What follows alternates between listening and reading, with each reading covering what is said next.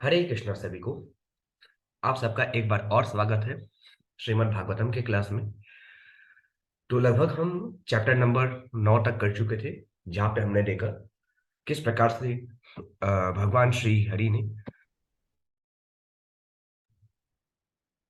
भक्त राज ध्रुव को दर्शन दिए और फिर ध्रुव जो है अपने घर को लौट आए। और घर पे उनके पिताजी ने उनका स्वागत किया, सभी माताओं ने उनका स्वागत किया, पूरे राज्य ने उनका स्वागत किया। और इस प्रकार से वो फिर राज्य चलाते हैं। और फिर उनके बाद उनके पिता श्री उत्तानपाद अपने पुत्र ध्रुव को राजपाट सौंप के अपने जंगल को वो लेते हैं।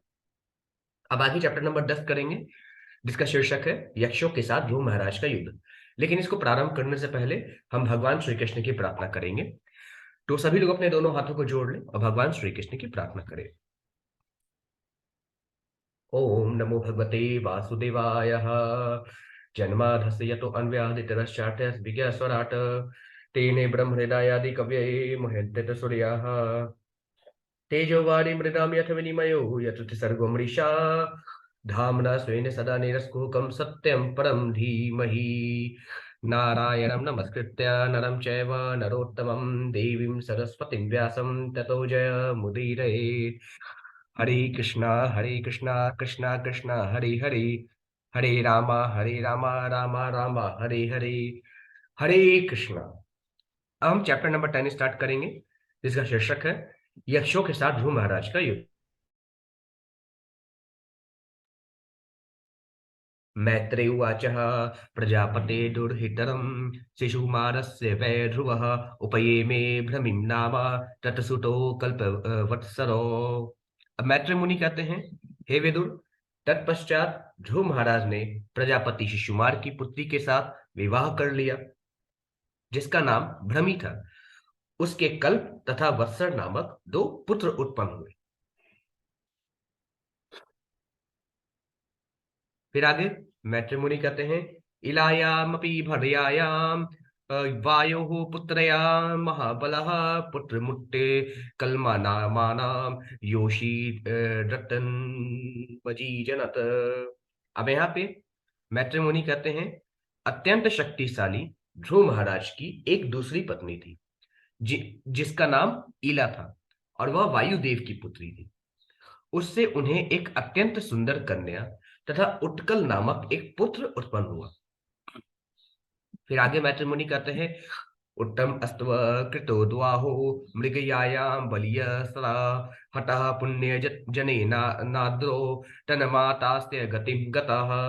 मैत्री मुनि कहते हैं, ध्रुव महाराज का छोटा भाई उत्तम, जो अभी तक अनब्याह ब्याह था, जो अभी तक शादी नहीं हुई थी उसकी, एक बार आखेट करने गया और हिमालय पर्वत पर एक शक्तिशाली यक्ष द्वारा मार डाला गया।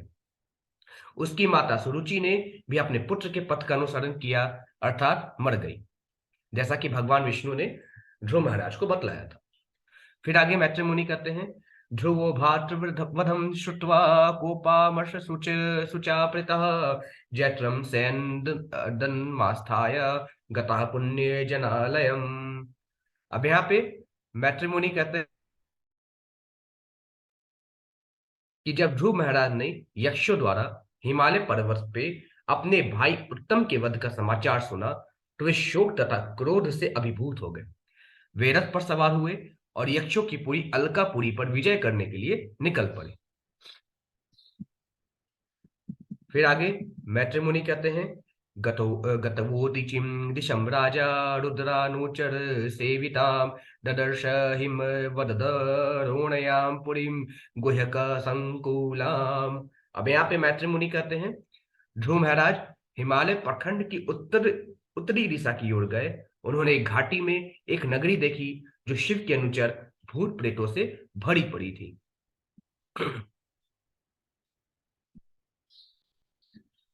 फिर आगे मैत्री मुनि कहते हैं, दधमो शंखम बृहद बहुखम दिशश्चा नुनादयन ये नो द्विग नदृशः शतरूप देव्यो अत्र संभृशम। मैत्री मुनि कहते हैं, हे विदुर, जैसे ही ध्रुव महाराज अलकापुरी पहुंचे, उन्होंने तुरंत अपना शंख बजाया, जिसकी ध्वनि संपूर्ण आकाश तथा प्रत्येक दिशा में गूंजने लगी। यक्षों की पत्नियां अत्यंत भयभीत हो उठी। उनके नेत्रों से प्रकट हो रहा था कि वे चिंता से परिपूर्ण थीं। फिर आगे मैट्रिमोनी करते हैं। ततो निष्क्रम्य बलीन उपदेव महाभटः असहंत अस्त निनादम भीपेटूरुदायुध। मैट्रिमोनी का, हे वीर विदुर, ध्रुव महाराज के संग की गूंजती ध्वनि को सहन न कर सकने के कारण यक्षों के महाशक्तिशाली सैनिक अपने अस्त्र शस्त्र लेकर अपनी नगरी से बाहर निकल आए और उन्होंने ध्रुव पर धावा बोल दिया। फिर आगे मैत्रिमुनि कहते हैं, सताना पततो वीर उग्र धनवा महारथा एकैकम युग पतस वार्ण हनवान स्त्री भी। मैत्रिमुनि कहते हैं, ध्रुव महाराज जो महारथी तथा निश्चय ही महान धनुर्धर भी थे, तुरंत ही एक साथ तीन तीन वाण छोड़कर उन्हें मारने लगे। फिर आगे मैत्रिमुनि कहते हैं, ते वै ललाट लगनय अस्ते ऋषुभि सर्व एवहि मत्वा निरस्ते मात्मान माशम संकर्म तस्य तत्। मैत्रिमुनि कहते हैं, जब यक्ष वीरों ने देखा कि उनके शीरों पर ध्रुव महाराज द्वारा बाण वर्षा की जा रही है, तो उन्हें अपनी विषम स्थिति का पता चला और उन्होंने यह समझ लिया कि उनकी हार निश्चित है।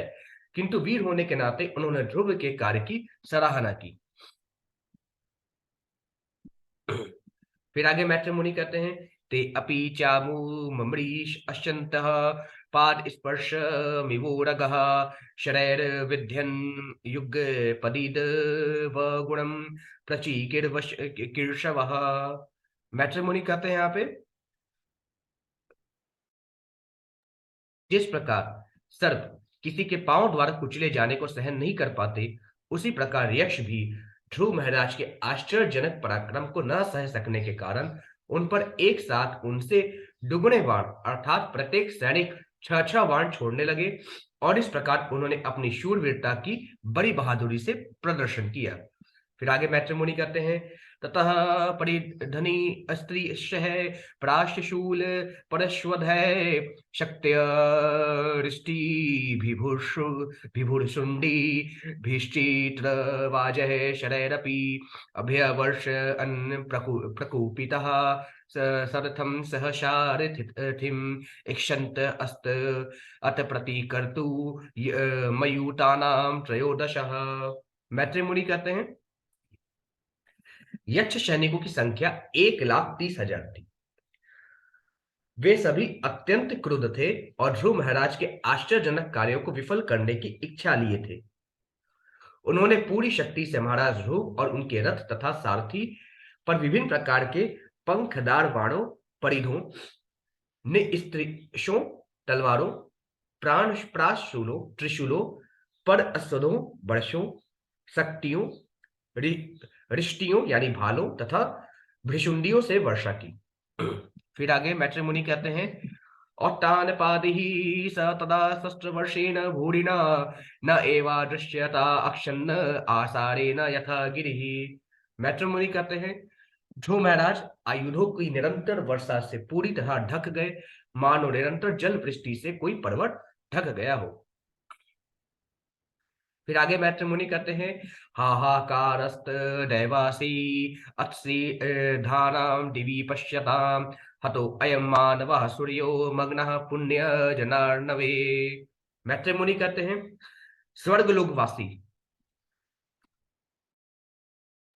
स्वर्गलोकवासी सभी सिद्ध जन आकाश से युद्ध देख रहे थे और जब उन्होंने देखा कि ध्रुव महाराज शत्रु की निरंतर बाण वर्षा से ढक गए हैं, तो वे हाहाकार करने लगे। मनु के पौत्र ध्रुव हार गए, ध्रुव हार गए। वे चिल्ला रहे हैं कि ध्रुव महाराज तो सूर्य के समान है और इस समय वे यक्षों के समुद्र में डूब गए हैं। फिर आगे मैत्रिमुनि कहते हैं, नदत्सु यातु धानेषु जय काशी अश्वथो मृधे उदत्तिष्ठ डटस्थस्य निहारादीव भास्करः। मैत्रिमुनि कहते हैं, क्षणिक विजय जैसी स्थिति देखकर यक्षों ने घोषित कर दिया कि उन्होंने ध्रुव महाराज पर विजय प्राप्त कर ली है। किंतु तभी ध्रुव का रथ एकाएक प्रकट हुआ, जैसे कोहरे को भेद कर सूर्य सहसा प्रकट हो जाता है। फिर आगे मैट्रिमोनी कहते हैं, धनुर्विष फुर्जयन् दिव्यं द्विशतां खेद मुद्वहन् अस्त्रौधं वयध मद ब्राणे घर्णानि कमी वानिलः। अब यहाँ पे मैट्रिमोनी कहते हैं, ध्रुव महाराज के धनुष बाण टंकार तथा फुटकार करने लगे, जिससे उनके शत्रुओं के हृदय में त्रास उत्पन्न होने लगा। वे निरंतर बाण बरसाने लगे, जिससे सभी के विभिन्न हथियार वैसे ही तितर बितर हो गए, जिस प्रकार प्रबल वायु से आकाश में एकत्र बादल बिखर जाते हैं। फिर आगे मैट्रिमोनी कहते हैं, तस्यते चाप निर्मुक्ता भित्वा वर्माणि रक्षसां काया नाविवीषु अस्ति गमा गिरिनश नयो यथा। मैट्रिमोनी कहते हैं, ध्रुव महाराज के धनुष से छूटे हुए प्रखर बाण शत्रुओं के कवच तथा शरीरों में घुसने लगे, मानो स्वर्ग के राजा द्वारा छोड़ा गया वज्र हो, जो पर्वतों के शरीरों को छिन्न भिन्न कर देता है। फिर आगे मैत्रेय मुनि कहते हैं, भल्लः शक्षिद्यमानानां शिरोभिश्चारु कुंडलः उरुभिर्हेत भिर्हे मताला भैर्दो भिर्वर्लय वल्गुभिः हारकेयूर मुकुटैरु अश्निशैश्च महाधनः आश्रिता अस्तारनभुवो रेजुवीर मनोहरः। मैत्रेय मुनि कहते हैं, हे विदुर, ध्रुव महाराज के बाणों से जो सिर छिन्न भिन्न हुए थे, वे सुंदर कुंडलों तथा पागों से अच्छी तरह से अलंकृत थे। उन शरीरों के पांव सुनहरे ताड़ के वृक्षों के समान सुंदर थे। उनकी भुजाएं सुनहरे कंकनों तथा बाजूबंदों से सुसज्जित थी और उनके सिरों पर बहुमूल्य सुनहरे मुकुट थे। युद्ध भूमि में बिखरे हुए ये आभूषण अत्यंत आकर्षक लग रहे थे और किसी भी वीर के मन को मोह सकते थे। फिर आगे मैत्रेय मुनि कहते हैं, हता वशिष्ठा इतरेरनाजिराद रक्षो गणः क्षत्रिये वर्यशायकः प्रायो विव्रीकणावयवा विदु ध्रुवु मृगेन्द्र विक्रीडी तयूथतपा इव। मैत्रेय मुनि कहते हैं, जो यक्ष किसी प्रकार जीवित बच गए, उनके अंग प्रत्यंग परम वीर ध्रुव महाराज के बाणों से कटकर खंड खंड हो गए। वे युद्ध भूमि छोड़कर उसी तरह भागने लगे, जैसे कि सिंह द्वारा पराजित होने पर हाथी भागते हैं। अब आगे श्लोक नंबर 21 में मैत्रेय मुनि क्या करते हैं वो हम कल देखेंगे। आज के लिए बस इतना ही। सभी को हरे कृष्ण।